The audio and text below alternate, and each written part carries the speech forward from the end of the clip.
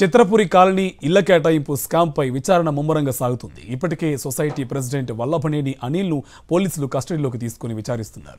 ఇటు తమకు న్యాయం చేయాలంటూ బాధితులు గొంతెత్తారు. ప్రభుత్వం విజిలెన్స్ కమిటీ వేసి నిందితులను శిక్షించాలంటూ డిమాండ్ చేస్తున్నారు. హైదరాబాద్ చిత్రపురి కాలనీ ఇళ్ల కుంభకోణం మలుపులు తిరుగుతోంది. గత 20 ఏళ్లుగా చిత్రపురి కాలనీలో ఫ్లాట్స్ కేటాయింపులో జరిగిన అవకతవకలపై ఆందోళనలు కొనసాగుతున్నాయి. తాజాగా సొసైటీ ప్రెసిడెంట్ వల్లభనేని అనిల్కు కోర్టు 2 రోజుల పోలీస్ కస్టడీకి అనుమతినిచ్చింది. దీంతో కస్టడీలోకి తీసుకుని పోలీసులు విచారణ మొదలుపెట్టారు. స్కామ్లో ఎవరెవరి పాత్ర ఉందనే దానిపై ఆరా తీస్తున్నారు. 160 మంది నుంచి వసూలు చేసిన కోట్ల రూపాయల డబ్బు ఎక్కడికి వెళ్ళింది, ఎవరి అకౌంట్లలో జమ అయింది, ఎవరికెంత ముట్టిందనే కోణంలో పోలీసులు విచారణ జరుపుతున్నారు. ఈ స్కామ్లో సొసైటీ సభ్యుల పాత్రపైన అనుమానాలు వ్యక్తం చేస్తున్నారు.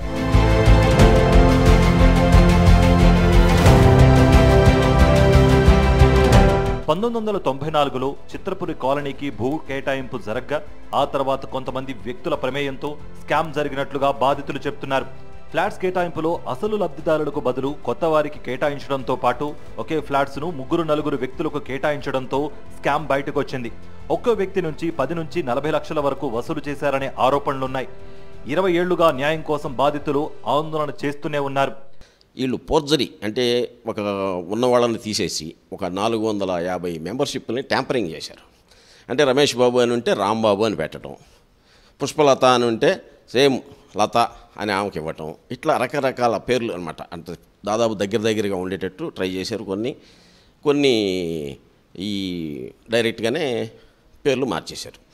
ఇవన్నీ కూడా ప్రత్యేకంగా కొమర వెంకటేష్ ప్రెసిడెంట్గా ఉన్నప్పుడు ఈ అనిల్ కుమార్ అనే వ్యక్తి మొత్తం కంప్యూటర్ అన్నీ కూడా అతని కంట్రోల్లో ఉండేవి. వల్లభనేని అనిల్ కుమార్ కంట్రోల్.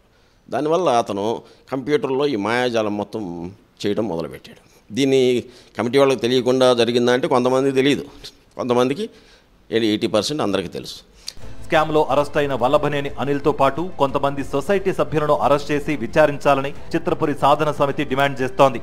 ప్రభుత్వం విజిలెన్స్ కమిటీ వేసి సమగ్ర దర్యాప్తు జరపాలని, బాధితులకు న్యాయం చేసి అక్రమార్కులను శిక్షించాలని కోరుతోంది. ప్రస్తుత కాంగ్రెస్ ప్రభుత్వానికి కూడా ఫిర్యాదు చేశామని, ఫోరెన్సిక్ ఆడిట్ చేయించాలని చిత్రపురి సాధన సమితి సభ్యులు వేడుకుంటున్నారు. ప్రభుత్వం తరపున ఒక విజిలెన్స్ ఎంక్వైరీ అనేది వేసి సమగ్ర విచారణ అనేది జరిపి నిజంగా ఒరిజినల్గా అలాట్మెంట్ ఏమైంది, అలాట్మెంట్లో కూడా చాలా వరకు అవకతవకలు జరిగాయి. ఎందుకు అవకతవకలు జరిగాయి అని అనడానికి కారణం ఏంటంటే మాకు 5 అలాట్మెంట్ కమిటీలో ప్రభుత్వం నుంచి 3, 2 సినిమా ఇండస్ట్రీ నుంచి. ఆ 2 బాహుబలి ఎడిటర్ చంటి గారు, తర్వాత ఒక మధుసూదను, అంతకుముందు సుధాకర్ రెడ్డి గారు అని ఉండే, ఆయన చనిపోయినాక మధుసూదన్ గారు వచ్చారు.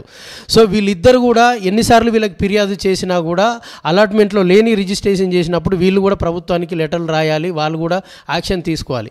కానీ మాకేం సంబంధం లే, మేము అలాట్మెంట్ చేశాము వదిలేసాము అనడానికి, అంటే వాళ్ళకి ఇచ్చిన ఒక సిగ్నేచర్ ఆథరైజేషన్ అనేది వాళ్ళు కూడా విస్మరించారు.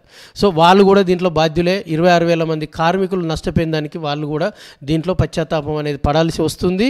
వాళ్ళ మీద కూడా ఎంక్వైరీ జరగాలి. ఈ 2 రోజుల కస్టడీలో వల్లభనేని అనిల్ నుంచి పోలీసులు ఎలాంటి వివరాలు రాబడతారో, చిక్కుముడి ఉన్న చిత్రపురి ఫైల్స్ దర్యాప్తు ఎలా ముందుకు సాగుతుందోనని బాధితులు ఎదురు చూస్తున్నారు.